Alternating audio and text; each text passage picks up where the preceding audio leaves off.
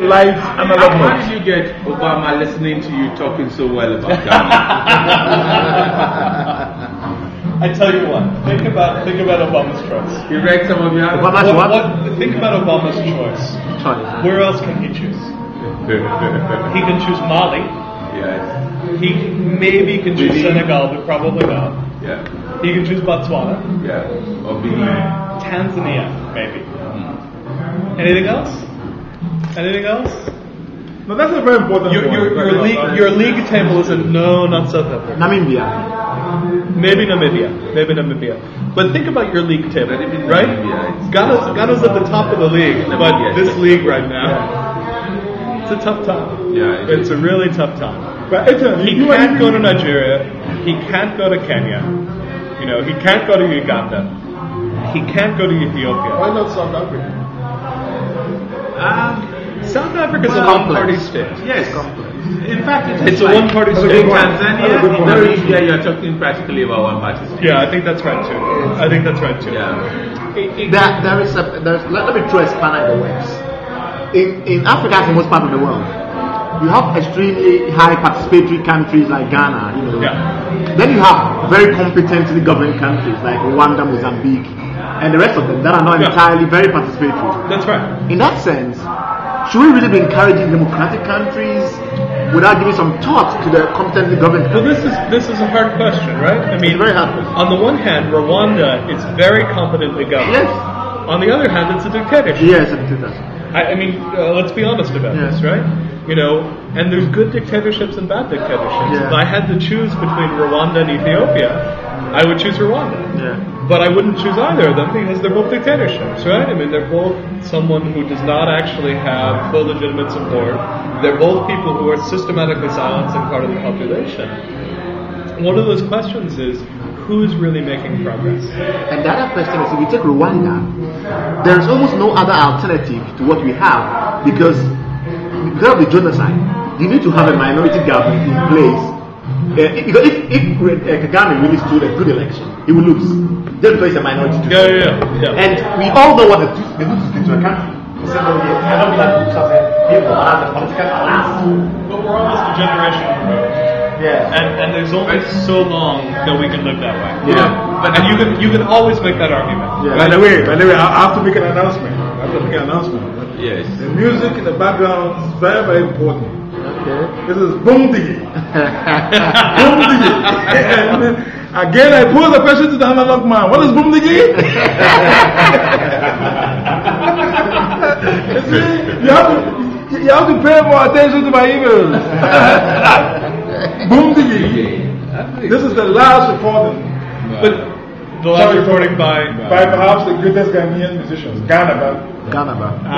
Ganaba. The late collaboration between late Ganaba and Ganaba. The late Ganaba. That's So, Prof, what do you think? I mean, as far as the question of where could Obama have visited, what were the alternatives? What were the choices? Well, I'm biased. I thought the place to go is Ghana, and he chose right.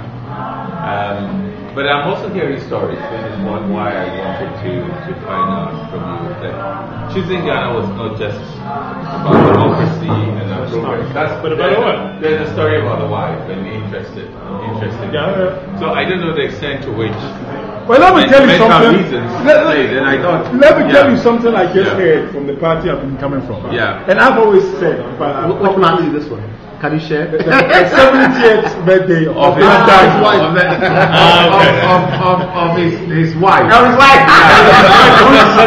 Whose daughter? His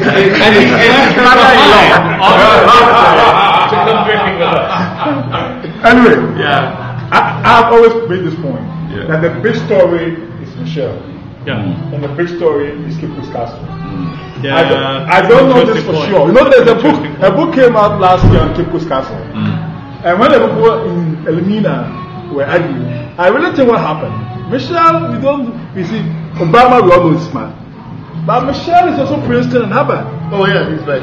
I'm sure the woman read the book on Kipus Castle. She's incredible. And when it became clear that there was a good excuse not to go to Kenya, she said, Barack is going to Cape Coast.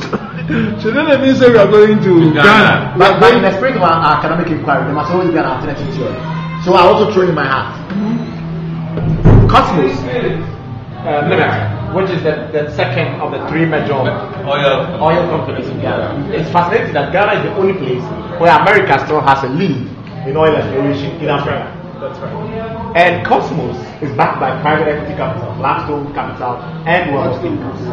And so it's basically owned by American capital interests, rather than by the technical guys at the front. I think this is a very believable theory. And Cosmos had trouble because they wanted to do two things. One, they wanted to put a price on their holding. So they wanted to circulate all these rumors that they wanted to sell so they can get bids and then use that to price them and then look for funding. Unfortunately for them, they did not understand the way the strategic communications work in Ghana. Politicians are extremely paranoid about media. So as soon as that happened, a couple of people started and said, look, if you want to sell, we're going to buy. We're going to buy with Chinese capital. So, alerts and started going all over the White House. So the American president, had to succumb to American capital interests and come to Ghana and tell the president of Ghana that, look, you don't want to sell to the Chinese. Let me offer a slightly less paranoid version of this theory. Oil is incredibly important. Yeah. And oil continues to be phenomenally important to the United States. We may be moving towards alternative fuels, but for another 20 to 30 years, it's going to be critical to have the supply of oil. Yeah. We are profoundly aware that Nigeria is our fourth major supplier of oil.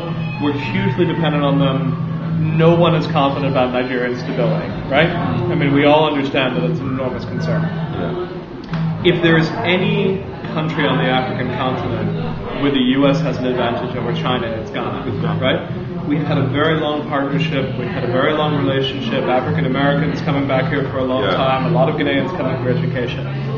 Beyond that, the word on the Chinese is that they do best in the most poorly governed countries, right? The Chinese are doing very well in Zimbabwe, right? They're doing very, very well in countries that don't have strong governments. But they're having a real challenge in Zambia, for instance, right? Zambia is much, much closer to a representative democracy. And there's real pushback. And in Ghana, where there's an extremely representative democracy, there may be some irregularities around the edge. But I think for the most part, a country that's celebrating a double alternation of power, that's celebrating a legacy of 3 successful elections, the sense is that the Chinese would have a very, very difficult time competing here. So if you think about that sort of strategic map of the continent and where people are making investments, the U.S. may actually be making a very enlightened and informed investment, essentially saying, we want to look for the oil, we want to look for those security partnerships, we want to do it in such a way that's actually consistent with our values. There's no one in the United States who's going to object to Obama coming to Ghana. What if Obama had gone to Chad? I would be marching in the streets in New York City or Washington, D.C., protesting against him going to Chad. I would probably even protest him going to Cameroon. I would certainly protest him going to Sudan. So the U.S. has its hands tied. Ghana's the place that he has to go. And it's a credit to Ghana because Ghana has done the right things. It's put itself on the right side of history. But if you think about it, his decision is also quite constrained. It's quite different.